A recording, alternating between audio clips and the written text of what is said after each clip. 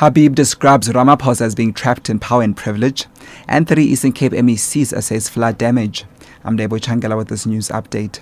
Political analyst Habib has described ANC heavyweight and businessman Cyril Ramaphosa as an example of people who meaningfully contributed to ending apartheid, but are now trapped in power and privilege.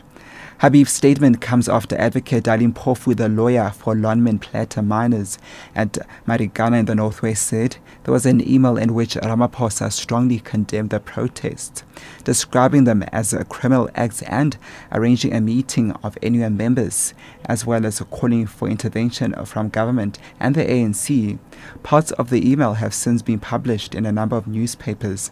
Habib explains. The mining industry has been the repository of exploitation for 100 years, but the purpose of a member of the NEC, of the ANC, is not to reproduce it. It's to actually begin to change it.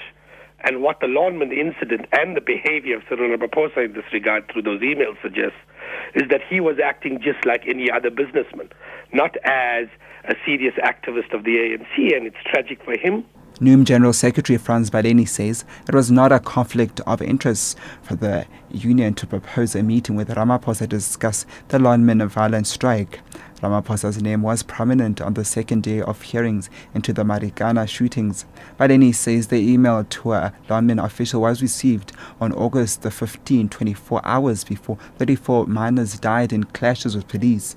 He says at the time the union was very worried as 10 people had already died and they needed to brief all their former leaders. We were briefing a number of former leaders, the national office bearers of NUM. We also met and briefed the deputy president of the country. We briefed the former general secretaries of the NUM. We briefed the treasurers and some NEC members about the developments in the mining industry. It does not change that he's a former general secretary of NUM. It doesn't matter even if he was a shareholder. It doesn't change. He remains a former general secretary of NUM. And the issue was that 10 people were killed.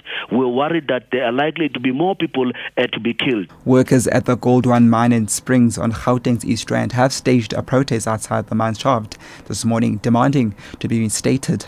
Miners have been on strike for the past 5 months, demanding wage increase. Workers say 1,500 miners have since been fired. Spokesperson for the miners, Baseka Sikei. There's a protest here. It's almost five months and workers are not working. 1,056 workers are dismissed unfairly at Goldwa. We are striking to go back to our own work.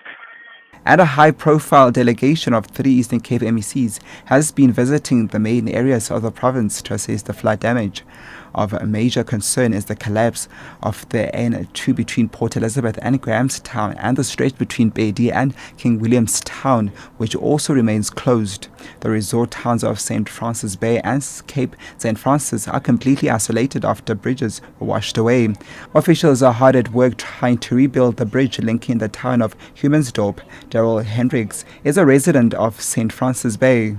Well, I think the residents in St. Francis have been cut off from the world, basically, and logistically it's a nightmare. As you can see, they're carrying meat across the river, to keep supplies going. I'm lucky. I was actually in Johannesburg when it happened, and so I had a car at the airport. So we had a car on one side of the river and a car on the other side of the river, so we were able to still keep going. So it's been a challenge, but obviously people are rising to the challenge, and we're hoping that the municipality and the provincial government will do the same.